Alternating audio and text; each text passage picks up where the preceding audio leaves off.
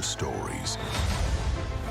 But what if one thing changed everything? Well, that doesn't sound ominous at all. On August 11th, expect the unexpected. It cannot be. Let's be honest, we've been through weirder. And ask yourself the question, what if? It appears we have a common enemy. I guess I have to freestyle then.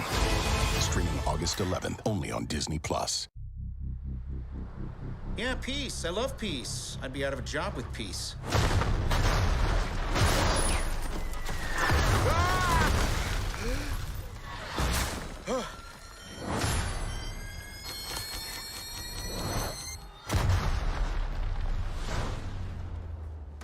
Do we know each other?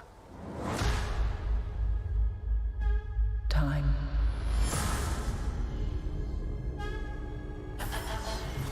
Reality.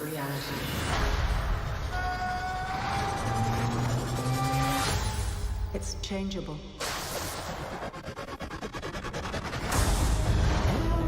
Where you want to be?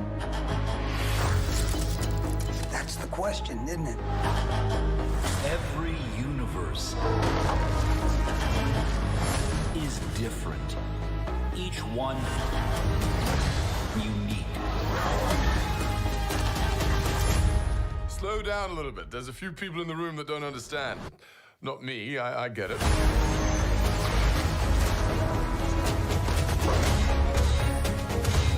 Who are you? The name's Captain Carter. Scheiße. I am the Watcher. I observe all that transpires here. But I do not, cannot, will not interfere. I guess I have to freestyle then.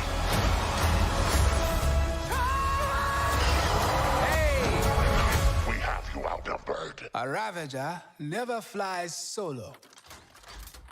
I said never flies solo. Is that some kind of catchphrase?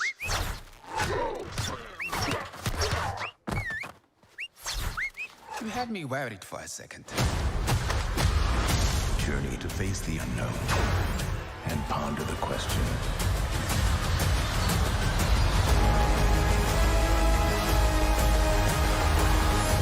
What if?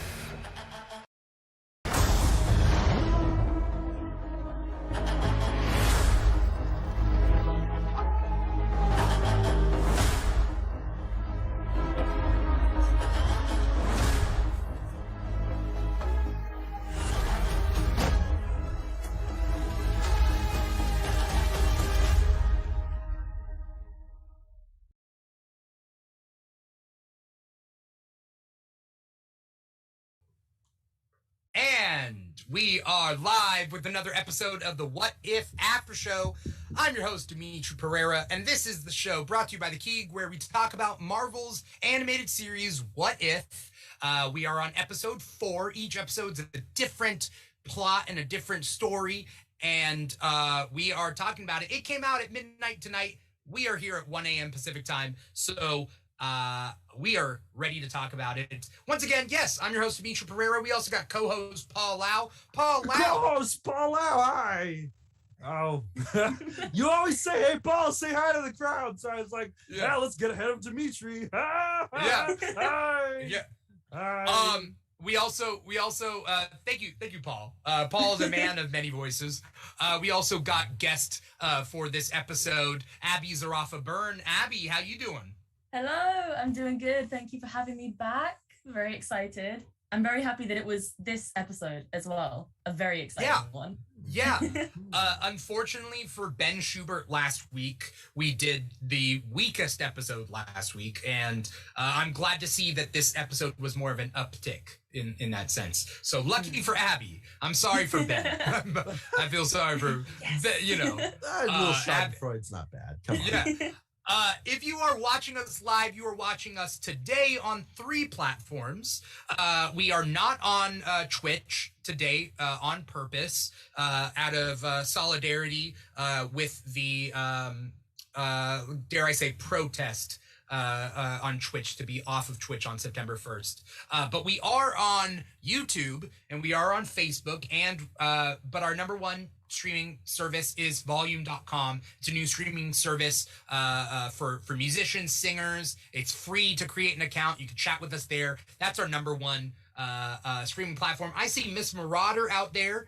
She says, "Yowza, that was a dark one, huh?" And yes, it was. We're going to talk about that. And then on the flip side, I mean, Miss Marauder seems very excited to talk to us about this. On the flip side, we have somebody on YouTube that I do not know. SG Gaming says, "What is this?" A minute later, boring. So we got excellent. Yes. Everyone's a critic. Everyone's a critic, but I'm shouting you out, SG Squared Gaming. I'm sure your channel is very interesting. I will definitely look into your channel and see the exciting things that you have to offer. But thank you so much for watching. But if you're listening to us, you're listening to us on our podcast, and that's wherever you get our get podcasts. And you looked up the Keeg and you found us. So we post everywhere. But yes, today's episode. Very interesting. Before we get to today's episode, what did you think about the past 3 episodes? Really quick, Abby. I generally liked all 3 of them. The second one was like by far the strongest, 100% in basically every aspect. I liked the kind of like murder mystery element of the third one, but it didn't really leave you with that much to talk about afterwards. It was more like, here's a mystery, here's the answer to the mystery. Right. Cool. we wrap this up pretty easily. Yeah. Lovely. Yeah. And then the first one, I think it was the most exciting in the lead up, because it was like, you know, the first episode, the premiere of the show. A lot of people were digging on Sebastian Stan and Dominic Cooper for their voice acting being over the top, but like they were at the perfect level. They were doing it correctly. It more felt to me like Hayley Atwell wasn't bringing it up to the same level. Actually, now that we have someone, you know, across the pond, I hate saying it. I feel like such an American, but she does this thing when she's fighting the Nazis, and she's like, "Oh, that was brilliant," and I was just like, was that a forced Mary Poppins moment from Disney? I didn't feel. It felt like, very, let's Brit this up. It's very much, especially as a Brit myself, I can very much tell when the writers have put things in an attempt to make them sound British in the way that Brits are presented to Americans. Yeah. But to actually hear it as a British person, as someone speaking like that, like 24/7, it's like, just calm down. Just talk normally, please. Have Guy Ritchie in the room. All right, you guys are me monkeys, and I'm the one turning the crank. That's your uncle. It's either everyone is either ridiculously posh and very well spoken, or they're proper like Cockney proper lad. You can't understand the word we're saying. There's a lot of other accents. Yeah. But there's a lot of weird ones, right? Like Jodie Comer or Jodie Comer. I want to say Comer because of Espanol, but she's not Spanish. So I think it's Jodie Comer. You know who I'm talking about? I might. Killing but I also Eve might not. And Free Guy. I haven't seen either of those yet. Oh, okay. I've seen only Free Guy. I haven't seen Killing Eve. But she has an interesting accent that's very location based. I don't know where. I think it's usually it tends to be the more north in the UK you go, the less Americans can understand what they're saying. Oh, that's fair. That's fair. I like you that's just the trend. Does anyone say chip chip cheerio? Is that a thing? No. Absolutely not. Wait, what? Dick Van Dyke, and it was offensive then. Yes. What's an American saying that everybody thinks is American that we can debunk? Ooh. Like when you think of just like catchphrases that are American. Ooh. Oh god, I mean my mind just immediately goes to like different pronunciations of of words that are okay. Like they're said in a particular way, but then the second that it's said with an American accent, it just doesn't have the same weight to it. Okay. Because it just needs the intonation. Do you need time to think of examples? I can give you time. We can talk about the what if. The kids in the U.S. are saying, "Park your invalid carriage in the garage." So what? Huh? Sorry, I'm joking. Garage. Invalid? Yeah, they say garage over there. Motorized. Yeah, garage. Garage. Yeah. Yeah, garage. Garage. But they call a wheelchair an invalid carriage? A motorized invalid. No. That sounds ridiculous. No, I thought it was. I thought that's what it's called. That. No, I don't know. Are you supposed to call someone an invalid though? I don't know whether that's a. I don't think that's a nice thing to say. Term. I'm sorry. Yes. So, that's like saying oh yes, the metal birds that we fly in. Oh, you mean planes? Yes. Yes. Talking about British people, Benedict Cumberbatch is British, but Doctor Strange, he plays with an American accent, right? Mm-hmm. But it slips through. It gets weird, right? Yeah, At, that was moments. As I was writing my little notes on my phone watching the episode. Literally, one of the biggest things that I went is, oh God, he still hasn't got the accent right. No, it still slips. Yeah, he's not quite there. He does an Alan Rickman, not on purpose. I think his tenor is about the same. And so sometimes I have to kind of rattle it up, but in reality, Mr. Potter, please turn to page 497. That's a really good impression. The dark arts. When did Alan Rickman do an American? Really yeah. Oh, yeah. when he's German and Die Hard, he's like, when he's oh God, German pretending to be American. Please don't kill me. Are you one of them? No. I think it's because their voices are at the same kind of level and tone and everything. Yeah. But for some reason, when Benedict Cumberbatch tries American, you're right. It just ends up as Alan Rickman, and I have no idea how. Miss Marauder says when he gets loud or intense, it definitely slips. There was a word that I heard, but I can't remember exactly what it was. I tried to register it, but I was like, nah, that's just an example. Well, not everybody can be. Oh, go ahead. Not everyone can be what? Oh, I was thinking Andrew Lincoln from The Walking Dead. Coral. Look, well, it's them trying to be Southern too. I know, and they're super slow. Just everything's way too slow. There's something in his mouth. I mean, we are. I did a in my drama course before. We looked at 2 Tennessee Williams plays, and every time that we would go to it, it was always, you have to do the Southern accent. You have to do the Southern accent, and every single time that our teacher was saying to us to do it, they'll be like, slow down, elongate the vowels.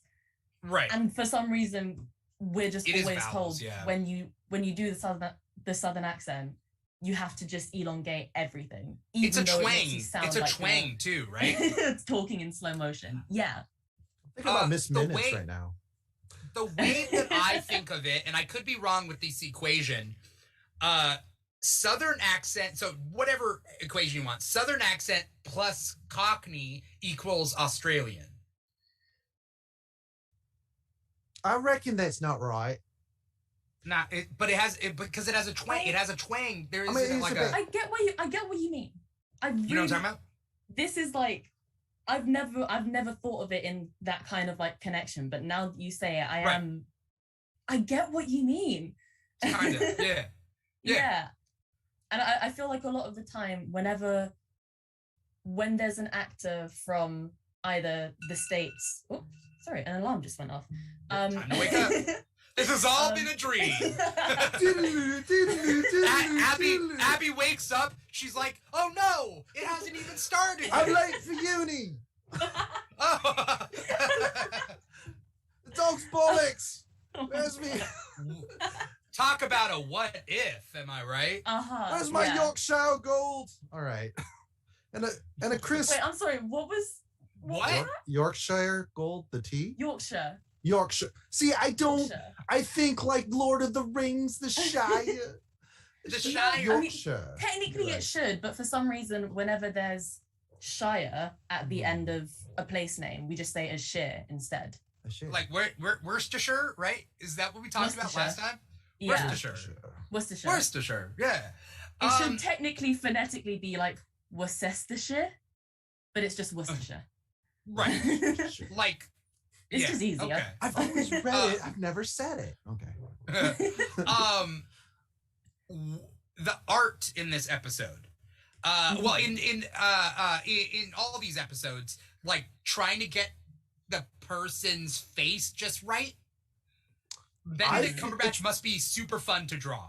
That's all I'm saying. Yeah. They gave him lips. That seems very specifically Benedict Cumberbatch. Oh, does he not have lips? No, he has a small little shark, like a baby shark mouth.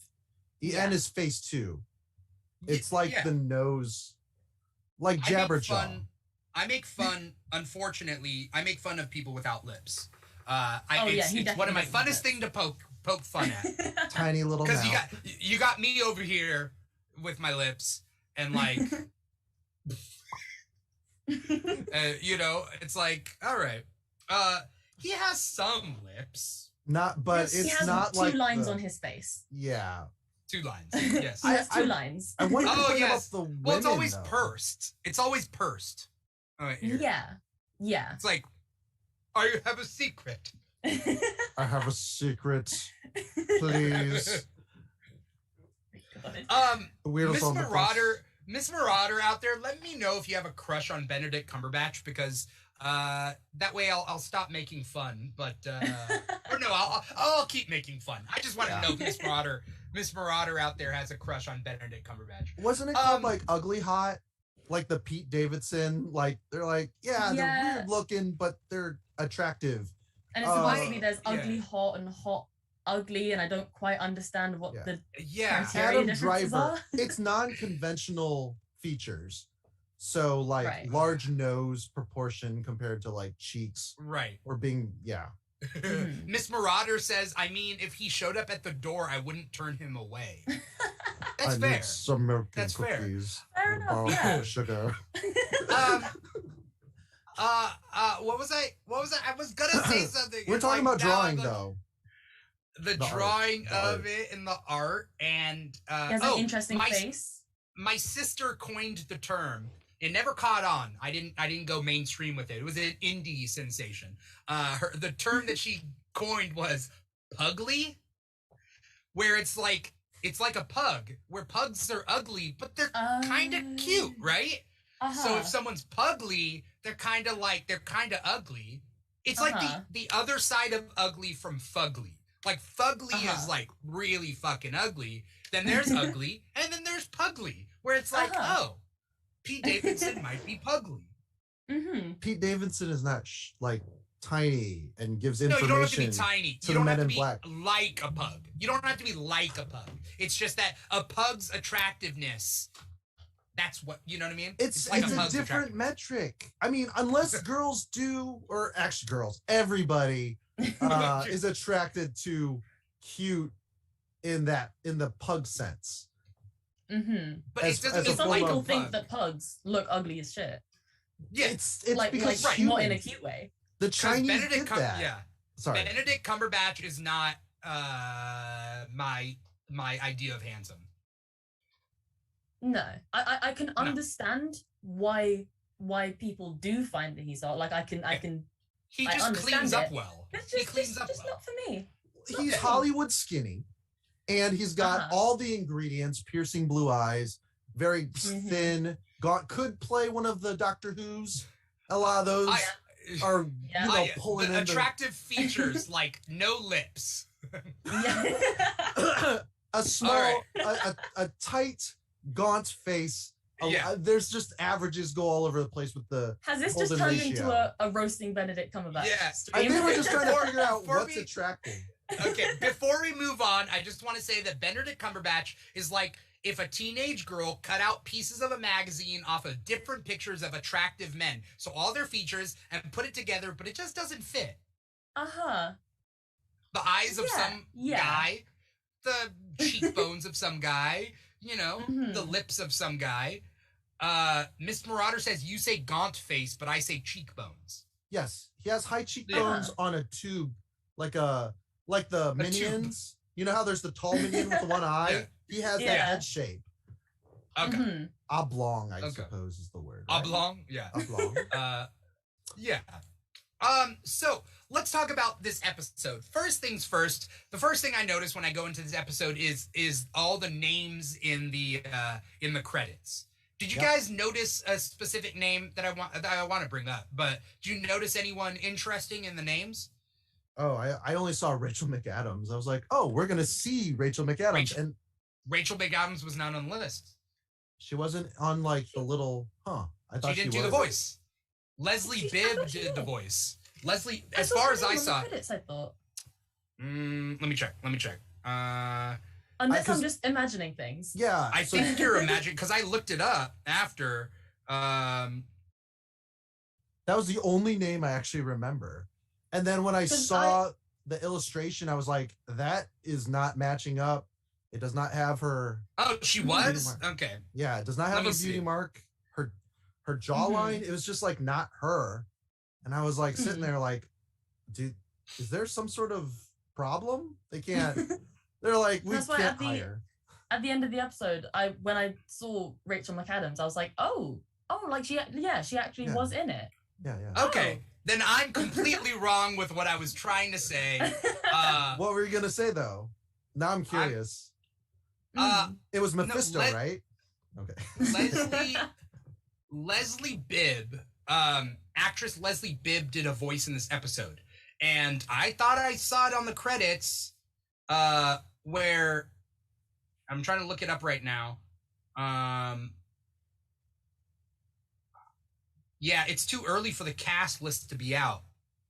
Dang nabbit. Leslie Bibb played the one reporter from Iron Man 1 that Tony sleeps with. Yeah. And then she's at the end scene of Iron Man 1. She also does one of the voices in this. Who the only person who I swear I looked at the credits. What if we're in two different universes right now? And you guys saw a different episode. Let's see. They just put different versions of the episode on different people's Disney Plus accounts. Right. Yeah, that's what it is. Wouldn't that be the best way to fuck with everybody? Yes. Is like give different versions 100%. and to truly like jump headfirst into the what if concept is like slightly change each episode. If ever there's a Ghost Rider episode in China, it would just be a globe. It couldn't be a skull because they're outlawed in their medium. Right. Oh, really? Yeah, all That's the what I Fortnite heard. stuff, they can't have like a golden skull or any skull paintings, so they just turn it into like a ball. Oh. yeah. So. Oh, I knew that there were like different like restrictions on what like can and can't be shown, but I didn't know it was literally just like a skull. No. no skulls. It's weird though because China owns TikTok, but as far as music use, fair use, you can use anything. It's like the only social media, use like. But you're major encouraged label. to use other people's like copyrighted music. Yeah, right. It's nuts. I swear, I'm trying to find more information about this to make it has to make sense. Well, Wong, very distinct. Tilda Swinton there. Oh, we were talking about voice actors. Yeah, Tilda. Yeah. So I was just going down the roster. Like everyone from the Strange movie was there and accounted for. Yeah. There was in the episode, wasn't there in one of the versions that like got changed when Strange went back? Wasn't there a news report on the TV saying that Christine got killed in an attack? Yeah, maybe that was her. Maybe that was like a little. Yeah, you're right. Maybe in like a really weirdly small cameo. Yeah. Yeah. Right. So that's probably just to create that Marvel cohesion then. You know, that like the reporter from Iron Man 1 is the reporter on the screen. Fine. There goes my whole, like, it's not a theory, but it was like, this is weird. But no, that's cool. Abby, how'd you feel about the episode? I really, really enjoyed it. I was quite confused for a bit because I was like, wait, they're setting up this thing that Christine dying is like an absolute fixed point. Yeah. But that, like, none of that happens in our timeline. Right. So how can it be a fixed point when it never got to that stage? He becomes Doctor Strange for a completely different reason. And why couldn't he just like reset that? But I guess it must be because the split from our version of events happened quite a bit earlier. So in this like section of possible timelines, Christine has to die for him to become Doctor Strange. I mean, she has to get fridged. Yes, yeah, essentially. Yeah.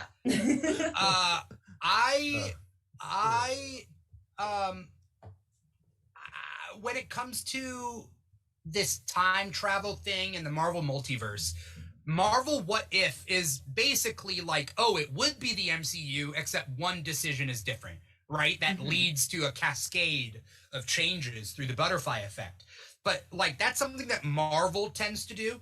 And then there's DC, where it's like, no, all their universes are separate, and there isn't a fixed point in time. Some of them mirror each other even through cosmic like balance. There's like an evil, there's a, like in DC, there's like an evil universe with Ultraman instead of Superman.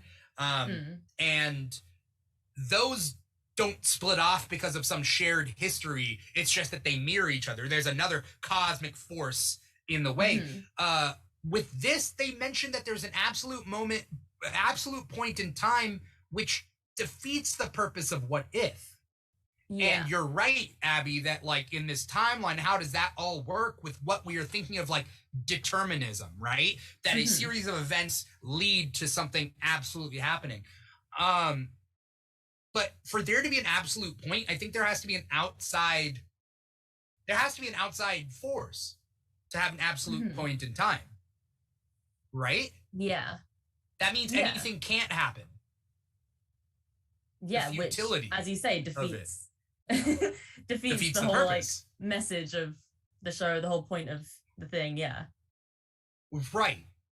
They kind of dug themselves into a bit of a hole there because that was a thing a lot in, obviously, growing up, Doctor Who was like everywhere. So the whole concept of time travel and there being fixed points that you can't change and everything. Yeah. I'm basically numb to all of that. I hear that and I'm like, yeah, that's a thing. Cool. Right. But then when What If was introduced as a series and they were framing it as this whole, there's literally infinite possibilities. We're just deciding to show you this one because isn't that cool? Yeah. But then by introducing absolute fixed points, that then also technically means that there aren't an infinite number of universes. Because if certain things have to happen, then a certain number of things can lead to that happening. Right. It's coming from Ancient One, though, right? Yeah. And she tends to not, be on board with certain things until Hulk says, hey, yo, wait, how about if we take like the stones and I put it back? Come on. I was like, oh, I didn't think of that before. Yeah, and you're like, you're the Ancient One. I'm just a biologist. We have a radiation. Tony. Like ancient is in your name. You should have had time to come up with that idea. With being such a biblical boomer, and let's get all. Is this wait? Question, Paul. Is this Tony Danza as Bruce Banner? I just. Hey yo! Oh wait. My whole thing is when he comes back down from losing to Thanos, he's like, "Hey, Thor's gone. They're all gone. Tony, there's this guy." That's like my keystone, I guess, when I'm yeah. Tony, it's a lot of bad guys. There's a weird dude. He's got like weird fingers. Yes. So I think that we have to separate the difference in timelines versus universes. We've been operating under this assumption that any split in the timeline creates a new universe. And it might not be the case. We might have a given universe with branch timelines. That universe has absolute points. And as long as you don't like individual contradict that. bubbles. Right. Like within that space, within that version of events. Right. This is like the possibility for for alterations. My brain's doing the what if universe is animated. Like, you know how Superboy Prime punches the DC universe? Or no, he beats up the artists or something, and I'm like, No. okay, what happened? Superboy Prime doesn't beat up the artists. He's from our universe. He gets sucked essentially, but you realize that our universe is part of the DC multiverse. So then he goes to the DC verse where he's read the comics of, but then he punches on the walls of reality, which changes reality, and like it's super convoluted. I thought he just is that what you're broke talking about? the fourth wall, but yeah, like I'm like, well, maybe these are based on the movies, but they're not the movies because they exist in 2 dimensions in CG animation. So you're saying the medium alone makes it so that technically it's not the same universe. Until we have a Roger Rabbit situation where we're dancing with Bugs Bunny. Yeah. We're not there yet. It is super interesting.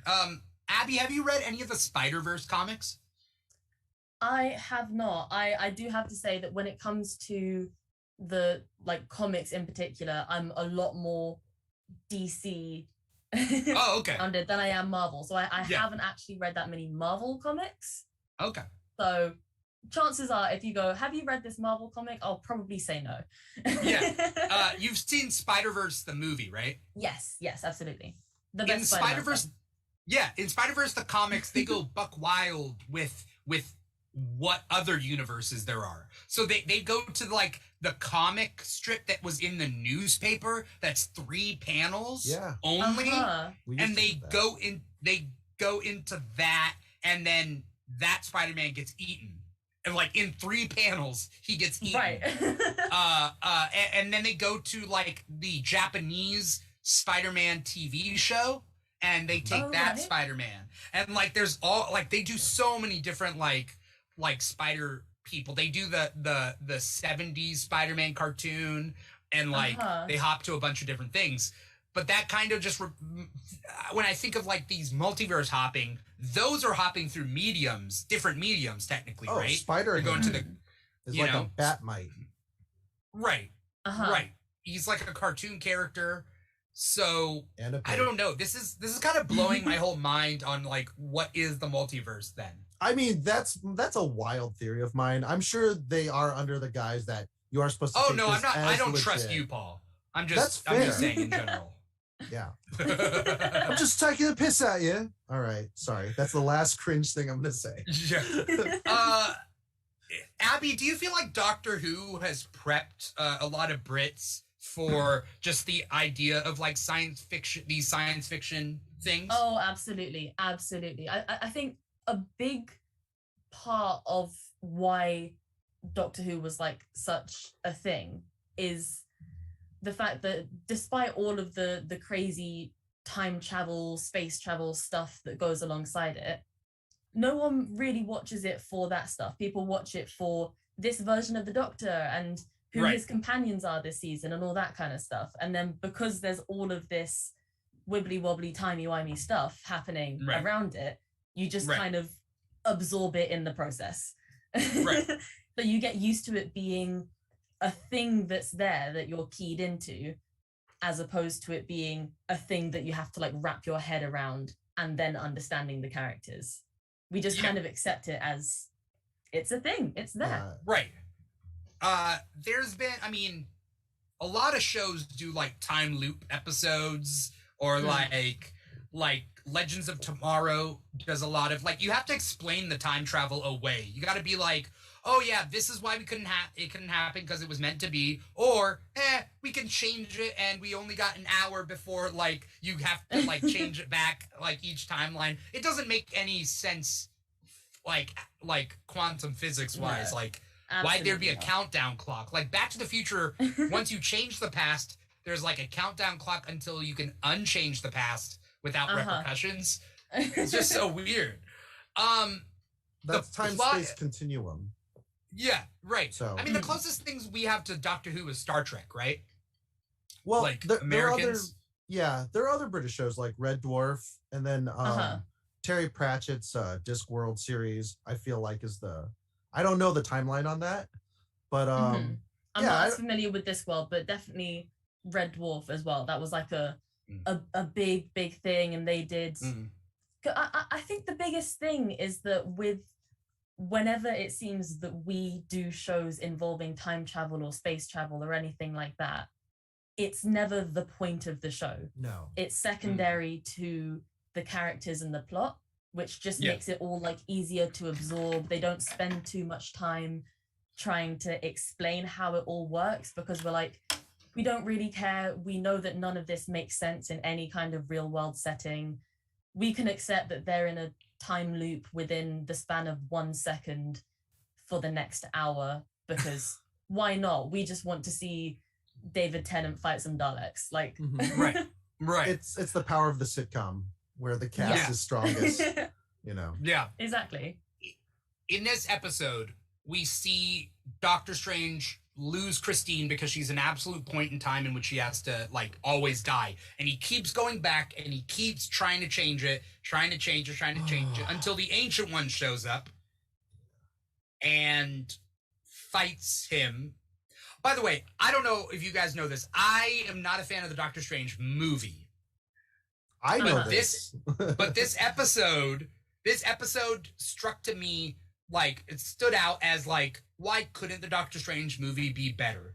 Like the Doctor Strange movie to me was not fantasy enough. And I'm also not a fan of fantasy. You do like Harry Potter a lot. But I like Harry Potter.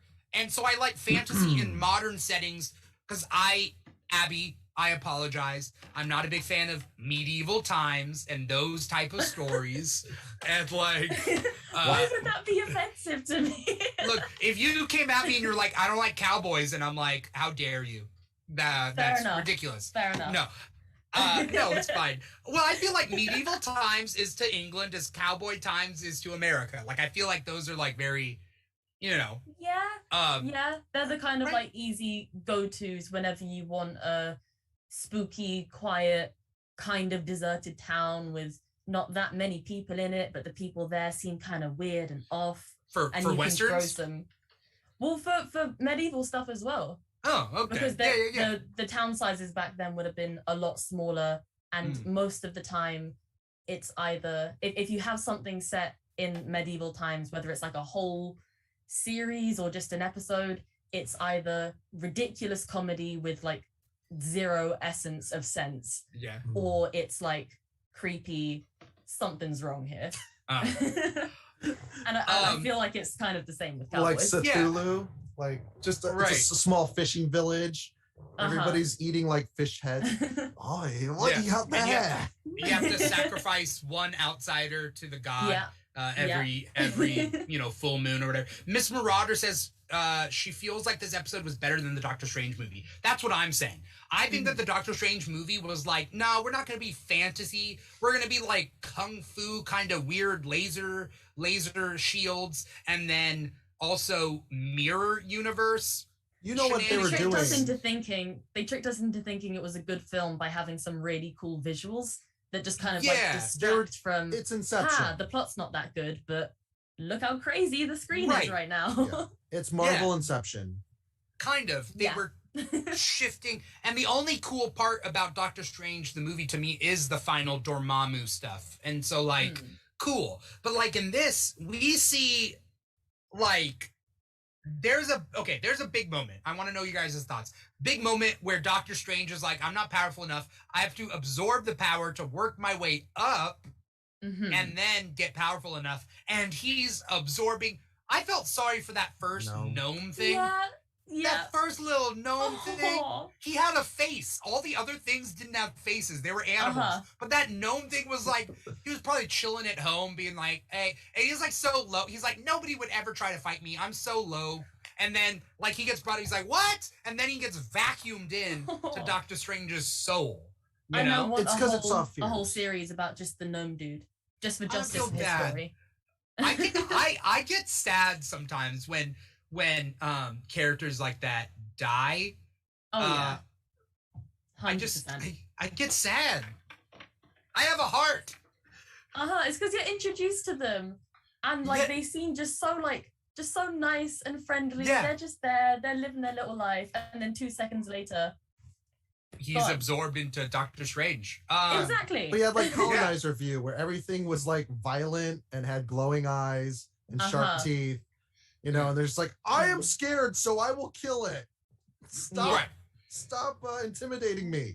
Right. Some of those dragons might have been good people too. I don't know, but at least the gnome had a face that looked scared, and then he dies. Oh, jeez. All of the other creatures looked willing to fight back. The gnome just wanted to. I think to the just bat sit and have his didn't. lunch. The weird bat with the long arms kind of looked like Yeah, true. The one with the cape? Oh no, the bug had a cape. The bug right? had a cape, and he doesn't do bugs, so okay. Which Not I totally understand that. I hate bugs. Was that a so that callback? one's fair. No. Was that a callback to something? I don't think he met Meek in the movies. But like, I don't do bugs. He would have just Spider-Man. Why didn't he just Maybe eat it's him? a Spider-Man. I don't know. I haven't seen Doctor Strange in a good couple years, so like it's not one of the ones that I've often felt compelled to rewatch. It's just kind of there. It's like, I know what happens. Yeah. Miss Marauder says the visuals in this episode were delightful as well. The power absorbing was phenomenal. Could have watched the final fight for 45 minutes. Yeah. On a loop. I mean, they fit a lot into this episode. Yes. Yeah, 100%. As I was watching it, I was like, is this really only half an hour long? It just feels like there's just a lot more. Yeah, when they do a centric movie, like because I thought the premiere episode was very long because they rehashed everything. I don't know. That's just how I felt. So was this also 34 minutes or 35? I think so. Yeah, I think it might be because this one was focusing on a more like contained story, whereas the first three were all here's this version of events that you've already had a full film or two on, and how here's how every other scene from the film is different now, whereas this is here's how this film started out, we're gonna change that, and here's like a completely new different story that we're actually going to work through in order as like one set piece. Right. It just felt more cohesive. It was a very cohesive episode. It was one set piece. It was just the car, and then are they in New York? In what? In which part? Most of it. Whenever they're like eating at the pizza place, or they're in that river by the bridge. It's New York though. There's two locations. There's that place, the Sanctum, the Cagliostro. Oh yeah. There's his place. There's the Sanctum, and then there's the car stuff. It's really what it is, right? And then there were runes or wards when he goes to meet what's his face up Bopham. What was his name? Obeng. Obeng. Yeah, with the different eyes. Yeah. Oh, also too, it is longer because he aged himself centuries, and Obeng was on his deathbed from old age. I completely forgot about that until you talked about the length. Yo. I didn't even know this. In the comics, Cagliostro is Obeng. Oh, what? Even though he says he isn't, in the comics, Cagliostro is Obeng. Well, it's an MCU in the comics. twist. Oh. Wow. Okay. Whoa. Did Cagliostro split himself? No. He can't do that. He's not Ancient One. That's cool. That twist where they were split at the explosion, Yeah. I was like, oh shit. Okay. They did composite. They didn't make them merge to be. Remember when he's like all funky when he's picking up Christine, and they did this thing down the middle where it's like half kind of dark, half kind of, and I was like, that's like composite Superman Batman, where it's just down the middle. Just just Frankensteining pieces. Yeah, but they're like Two-Face, but just Oh, I didn't notice that because it shifted, right? In this one, in that one it is kind of Frankenstein-y, but it did feel kind of like they did the like a patchwork kind of quilt. What was your favorite part, Abby? Oh, my favorite part would have to be when the Watcher started like getting involved, not intervening, not changing things, but that first little moment when the Watcher had that moment of narration. He's like, I could intervene here, but I shouldn't. It's not like he'd listen anyway. Yeah, and then he just turns around and he's like, what? And I was like, shit. He can hear him. And then when it came to the thing later or feel something, right? Yeah. Almost like feeling a vibration of someone talking as opposed to hearing them. Yeah. And then when it had the change in the look of the Watcher from just like the kind of outline with the glowing eyes, and you see him kind of like visibly pass some kind of barrier to interact with Stephen and Christine, and him like fading back out at the end. I really, really liked that moment. Really, really liked it. Miss Marauder says it was like in Fleabag where what's his name, Hot Priest or whatever his name is, where he can tell that she's talking to the camera.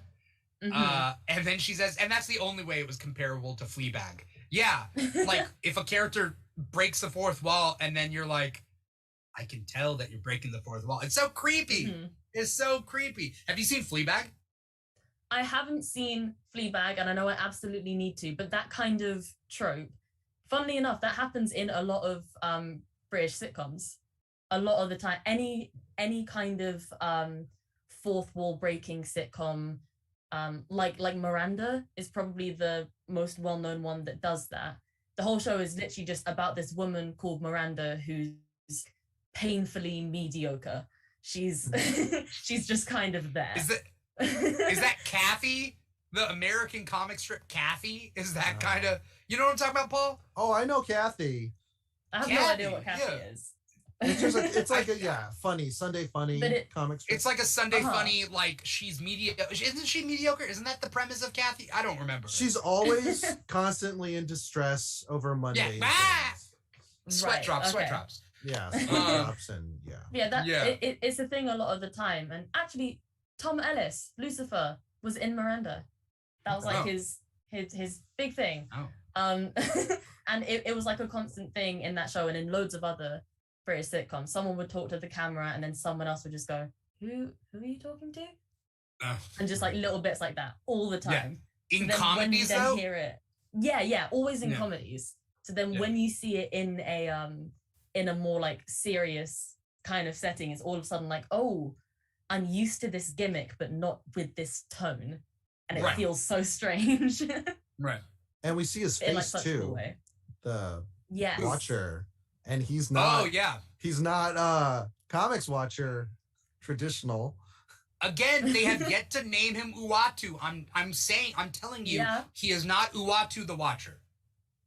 Yeah. Ooh. He's Agent Leiter from 007 or whatever his name is. Yeah, he's Felix Leiter from 007. Felix Leiter, but no, well, because all the Watchers, there's a bunch of them, right? And they watch over different universes in the multiverse. And Uatu is the comic 616 Marvel Watcher. Right. Who is currently dead, unless he got brought back to life recently. But he's currently dead. Hey, his eyeballs are still around. Nick Fury had him. Nick Fury had him. But like... As you do. Yeah. But like, so they have yet to name this Watcher. Everybody's been calling him Uatu. He can't be Uatu. Like, it doesn't Is make he- sense in the Marvel multiverse if he would be some other name because they all have different names. Sorry. Is that corn? Yes. That's corn, right? Sure. Freak on a Leash? Is that what? Look at you. You're like, is that Freak on the Leash? Is that the album? Is that Freak on a Leash? Well, okay. there in 1990. This is neither here nor there. Neither here nor there. But in 2006, my friends really liked Korn. I do not like Korn, but we decided to go to a concert. So I've been to a Awesome. Korn concert. Awesome. But Wow. Awesome. I'm not interested in Korn at all. But so I do remember, and we listened to the whole, albums on the way up to the concert. Anyway, that's neither here nor there. What if I never went to a Korn concert? You would not get my reference. And I wouldn't have gotten your reference. You might be a completely different person today. Yeah. Okay. What? I was just gonna say, when you saw Strange create a very similar jewel or crystal, or maybe like a bubble, like a certain Scarlet Witch, I was thinking, I wonder if this is where he fails, where she would succeed, and then at some point they might need each other to create a new reality. Like maybe there's one that includes that as one of the things. So we know we are going to see like a super amped up, powerful version of the Scarlet Witch in an upcoming episode. Seemingly evil because Spider-Man and Okoye both are attacking her and stuff. Oh yeah. And we know that we are still going to see more of a version at least of Doctor Strange, because we saw in the teasers him interacting with Captain Carter and stuff. Yeah. We're talking about What If, right? Specifically? Yeah. Okay. Yeah. Because Multiverse of Madness is going to be its own thing that I have no idea what the fuck is going to happen there. That's a whole different kettle of fish. Right. And Right. What if though? I think a bunch of these guys are going to get together and create a team, but whether this Doctor Strange is good or not good, has he learned his lesson? Because he didn't die at the end. Everybody disappeared except him. He's the only being in his universe in this bubble. He's literally the center of his own universe. Oh. Wow. What? His reality now matches his arrogance. Yeah. he was super arrogant and reckless. That's Doctor Strange, though. People have been saying in the No Way Home trailer that Doctor Strange wouldn't mess with things. Yeah, he would. He absolutely messes with would. things all the time. Yeah, all the time. I think that there is something off with Doctor Strange from the trailer purely because there's a couple of scenes where he's literally directly fighting Peter, but when he also does the train thing. Yeah, exactly. Yeah. But he also somehow has the Eye of Agamotto again, even though that's been destroyed. But with the whole thing of him doing a spell that could potentially damage the multiverse and time, and that being out of character, he literally in the Doctor Strange film was told at the point of your magic training that you're at, messing with this spell could fuck with the multiverse and with time, and he went cool and did it anyway. Of course. That just is his character. Right. He sees a challenge and he goes, I bet. Yeah. I think that's why you so don't arrogant. like him. Yeah. Because he's not just in general people, because it's Tony Stark, we got arrogant.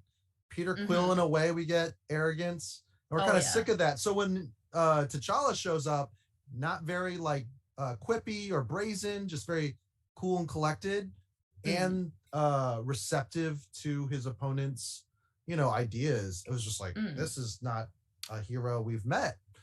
Right. And then 100%. Strange is just you got weird eyes.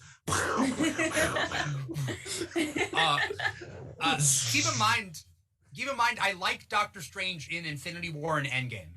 I like his use of powers there, because his powers there are more like sorcery. In Doctor Strange the movie, it's not like sorcery at all. It's that weird mirror thing. But when did we see him get those and all the magic that we see in Infinity War and Endgame? We never saw even an inkling of that in Doctor Strange. Well, I was thinking and I like in that fight scene, there were so many moves and stuff and usage of his powers, alterations of it, and I'm where has that been all this time? We saw little inklings of it, in Infinity War and a little bit in Endgame. But like, give us more of that, please. Multiverse of Madness, No Way Home, show us some actual like sorcery. He's supposed to be a sorcerer.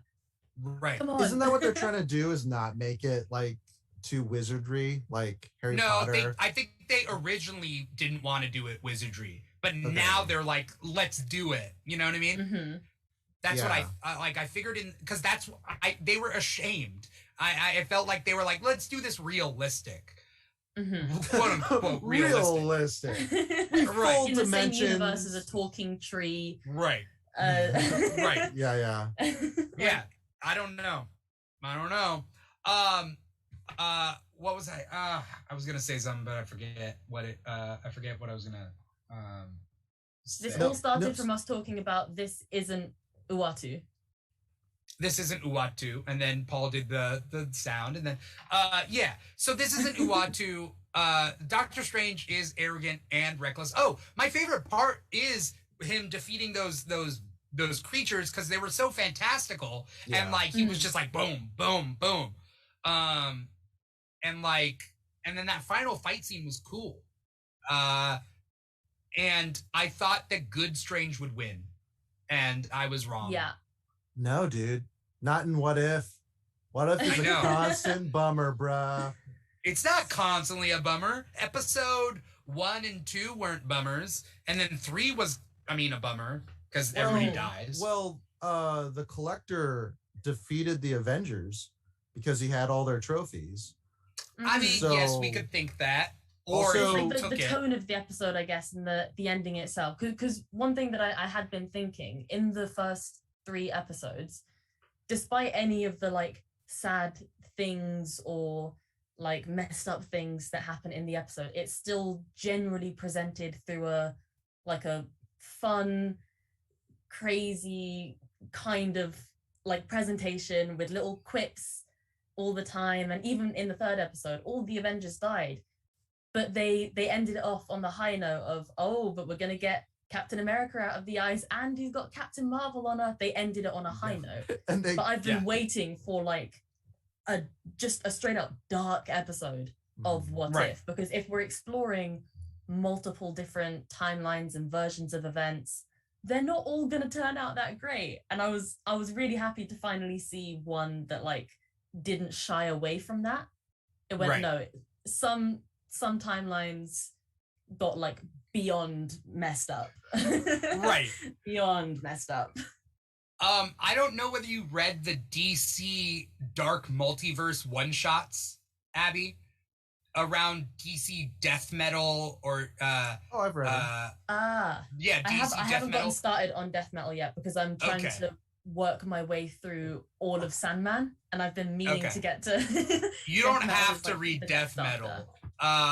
You don't have to read Death Metal because Death Metal is the big event that happens right before Infinite Frontier, and we're in Infinite Frontier right now, so great. But Death Metal had a bunch of one shots of the death. Like, yes, I see your Doomsday, but the Red Death. Red Death, yeah. Red Death. And then Bryce Wayne is what they named her. Yeah, the Deep, right? The Deep, yeah, or the Drowned. No. The Deep is the boys. Yeah, the Deep is the boys. Yeah. I was like, what? The Dweller. I forget her name. I thought it was the Drowned or something like that. Oh, the Drowned. Yeah, something like that. Yeah. What was I saying? Oh, in the DC Dark Multiverse, they're all destined to die. Like. So it's almost what ifs, but everything is how fucked up is this universe gonna get before it eventually implodes on itself. See, that's when you use it. That's when you say it's brilliant. Not when you're punching Nazis and be like, I just complimented myself. Never say brilliant about yourself. I think that's the way it works. Yeah. Something else is brilliant, but if you do something cool, you never go, "Oh, bloody brilliant!" No. Well, it'd be like if I punch someone and I'm like, "Awesome!" It wouldn't, right? Yeah. Kind of like that. Like, why would I say "awesome" about myself? Is that kind of a little? If you're Dash from The Incredibles, I could see him saying that because that's his character. Yeah. I mean, it's still kind of cringe, but not horrible. Awesome is like in that case, it's exciting, right? He's like, I'm excited, awesome, like that's kind of the thing. Miss Marauder says, I feel like it wasn't a bummer, it was dark, but good dark. I mean, it was good. It wasn't a bummer. Well, the only bummer to me is that Christine keeps dying over and over and over again. Yeah. That part was sad because it's a lot like H.G. Wells' Time Machine, where you know, the main character, who's technically supposed to be H.G. Wells. H.G. Wells is supposed to be his own character, I think, in that book. Yeah. He can't stop the death of his wife, and so he then decides to go to the future to figure out if there's an answer in the future of how to change this fixed moment in the past. And so it's kind of like that. So he keeps doing that, and it's just kind of sad. And that part's a bummer. Groundhog's Day, where Bill Murray has to save that homeless guy, and it's just futile. And the one where he's like resuscitating him after feeding him and spending time with him, that made me harden to this. Also to the fridge factor. Like I said, they couldn't capture Rachel McAdams' likeness. So I was so fixated on like, I could draw it. Let me get in there. Yeah. just knock on the Marvel Animators door. Like, I'm here. Where's my desk? Like, just move over. Yeah. Just give her more. When she smiles, her smile was so weird. Like they did some sort of mocap thing with her teeth. She didn't have her winning grin that you got from Wedding Crashers with Mobius in that universe. Yes, yeah. Yeah. I just, you're like on a gravy train. I feel like, and maybe it's because I watched a recent episode of Fringe that had a time traveler element into it, that I was like, oh, I like it when they do something fresh and new with this loop concept. But I feel like Doctor Strange should have, like, in one of the timelines, told her the truth. And then if she's gonna die, then at least, like, she knows the truth and there's a sense of closure, you know? Like, I can't stop it. And sorry. Yeah. I was just gonna say, it is really, it's that kind of thing of like, the whole story is technically meant to be about her. The entire objective in this whole thing is making sure that she doesn't die. She is the primary objective. But she felt like she was just completely sidelined. She felt more like a plot device than a character. There was a lot lacking in terms of actually having her be involved in the stories trying to keep her alive. Yeah. It was weird. Yeah, she needs the free guy treatment. Her own story. Yeah. Yeah. What's the free guy treatment? She just needs to become self-aware to be an active participant in the reality as opposed to an NPC. Right. Yeah, exactly. Yeah. There are like a bunch of time loop episodes in different shows and stuff, and I don't know if anyone has a favorite. I think the one sorry to bring it back to Doctor Who again, but when I think of time loops, I always either think of the episode where Rose goes to the wedding to her parents' wedding, which is also the day that her dad dies. And it's like the car, because they're stuck in that loop and she's stopping him from going outside where he's supposed to get hit by a car, the car keeps on like circling round, glitching out, and then reappearing, just in a constant loop going round and round. And the only way that they're able to like break out of that loop is by him just walking in front of the car. But they actually involve the parents in that story. They like clue them into what's going on. They have that be like a decision that gets made, as opposed to a thing that ends up happening. Yeah. That's probably because I think that's the first significant big time loop kind of episode that I probably ever watched. And because of that, it's just always been, when I think of a time loop, I think of that, and I remember crying at the end of the episode, no matter how many times I watch it. I would love to watch that episode alone. Like I don't think I've ever watched a Doctor Who episode. So I would watch that episode. I don't want to pick up. Please don't try to convince that me. Has offended me. Please don't. Forget about the medieval. That has offended. That me. offends you. Okay, I'm just saying. Please don't try to guilt me into watching. I can't. I'm watching Fringe right now. Let me just enjoy my Fringe. I was recommended Fringe, and I'm trying to finish that. Let me just live my life. I will say, in all fairness, getting into Doctor Who now is always going to be a chore, because no matter whether you, even if you go like, oh, I'm only going to watch the new Doctor Who episodes, there's still like 15 seasons of that. Right. Starting from Eccleston, is it Eccleston onwards? Yeah, Christopher Eccleston, David Tennant, Matt Smith, Peter Capaldi, Jodie Whittaker. Wow, you got Purple Man you got to deal with. You have to unwind all the horrors he subjected Jessica Jones to. Jessica Jones to. Miss Marauder says Palm Springs. Palm Springs is a good time loop movie. Has everybody here seen it? I have. Is J.K. Simmons living in Irvine? Yeah, he was. Yeah. I also like the Agents of S.H.I.E.L.D. In the final season, Agents of S.H.I.E.L.D. had a time loop episode. But the only person who had their memory was Coulson, but he had to get turned on to fill them in. And then the time was getting shorter and shorter. So there was a gotta get out of the loop before that happens. That was a really good episode. And I really liked that one. That was directed by Simmons. Oh, was it? Yeah. Elizabeth Henstridge. She just got married. She's been making TikToks. Have you seen that? I've seen them every now and then. I'll be scrolling through my feed page and she'll just pop up and I'm like, oh. I'm very sad because she got married, but also because of Fitz and Simmons? No, I'm kidding. No, just because she's beautiful. But I see her husband and I'm like, I can't complain. He's a good-looking guy. Go on, get out of here. I never liked you in the first place. Fair enough. No, you didn't mean anything to me. So, I wish them happiness. I walked by her once and I chose not to. Yeah, it was at Comic-Con, but in the hotel area, the lobby, the downstairs lobby, and she was walking and I saw her pass me and I'm like, I could, but she's going I'm not going to run after her and whatever. So, I met, What If? Nick Blood. Oh my God, What If?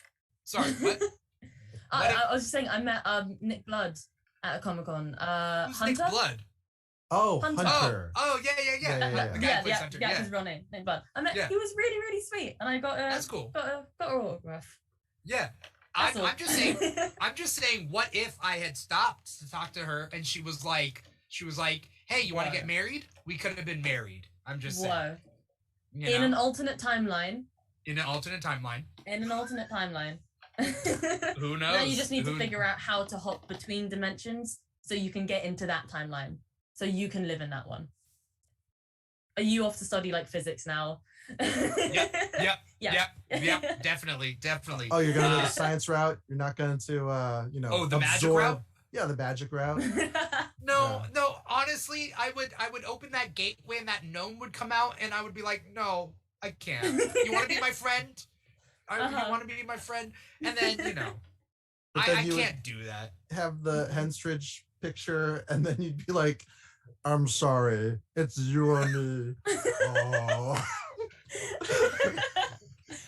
What's Strange just is Alan Rickman now. Yeah. What's Thanos say before he kills Gamora? I'm sorry, little one, or something like that. Doesn't he have a line? It'd be like that. Yeah. I'm sorry, little one. I have no choice. Yeah. Dread it, fear it. No, I'm inevitable. I feel like balanced. I feel like doing a TikTok just talking about like the real, like the victim of this episode. Is that no guy? Like why? Yes. Why do they have to die? Well, get ahead of it. Chop, chop. All right, we're closing up early, everybody. Stops in the middle of the live stream, like, hang on a second. Yeah. Well, I mean, either way, we do got to wrap up, but I will look into many things. Thank you so much, Abby, for coming on the show and talking with us about What If Episode 4. Thank you. Miss Maria is out there. She's rushing the stage with 2 viewers. Thank you so much. We definitely appreciate it. We are wrapping up the What If After Show. But Abby, before we get going, where can people find you? I am primarily on TikTok. That is where I mostly do stuff. I try to post something at like once a day. Occasionally I'll miss a day, but forget about it. So I am mainly on TikTok as Abby Zarafa Byrne. It's just my name. Same name on Instagram and on Twitter, although those are like progressively less active. It's like TikTok is the main thing. Yeah. Instagram maybe every couple weeks, and then Twitter once in a blue moon. Yeah. I get it. I just don't have anything interesting to tweet. Yeah, but your TikToks are great, and I love your TikToks. So anyone who's out there on TikTok, make sure that you follow Abby. Paul, what do you got? I don't got COVID because I got vaccinated. I'm gonna get a booster. That's good. All right. That's good. All right. Yeah. No, I'm just doing this. Like I said, Ubers all day long. Yeah. Make sure to call you up for an Uber ride. Yep. Schedule. Yeah. Schedule. Come fly in any of the airports. So. But what's your social media, Paul? Oh, this is also a podcast. Should listen to. Yeah. Yeah, I'm at Paul Lau Jokes on Twitter and at Mr. Plow on TikTok, Instagram, and I feel like you're making me read cue cards at gunpoint. I will be here. Red dot. Okay. Yeah. Okay. Thanks, Deadshot. Yeah.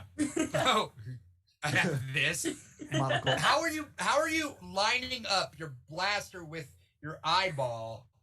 Like, how does this work? Is it this way? Dude, the magic of cinema.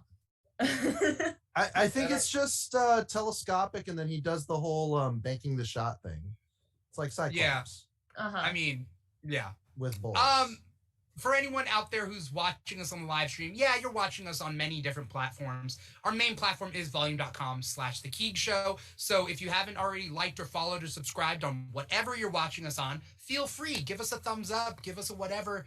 You don't have to tip anything. The fact that you guys are watching this or listening to this is enough. If you would like to tip us, we do have that option on volume.com or on Twitch, or I think my Venmo is on the link in our thing. But if you're on social media, TikTok and Instagram at The Keeg Show, to keep track of our schedule, our upcoming shows, because we've got multiple upcoming shows. So, stay tuned for that.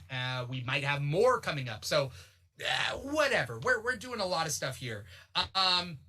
And then if you're listening to this as a podcast, or you want to listen to the podcast, look up The Keeg on anywhere you get your podcast. So iHeartRadio or Apple Podcasts or SoundCloud or Spotify or Google Play. We're all over the place. But thank you so much to the people out there watching. Thank you so much to Abby for coming on the show. Thank you to Paul for being co-host.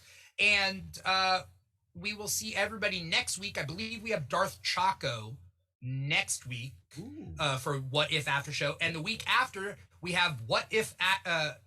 he's a voice actor on What If, Isaac Robinson Smith. He will be on the show 2 weeks from now. So he's already been in the first episode. He was the Hydra goon that Captain Carter fights in the first episode. Oh, sick! Yeah, like so the Isaac. German?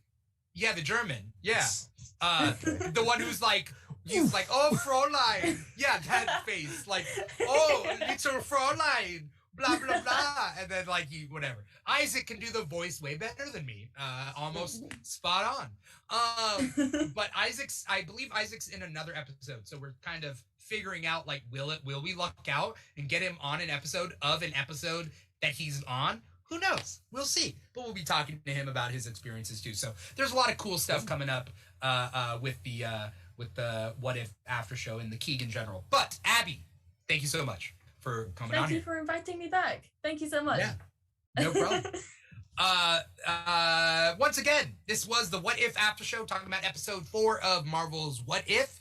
I'm your host, Dimitri Pereira, and peace out. Take care, everybody. See you next week.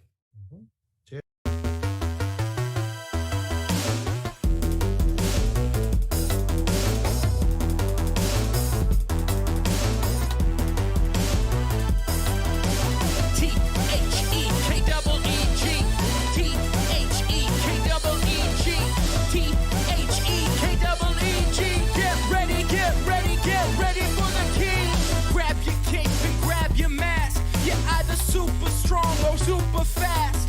Gotta beat the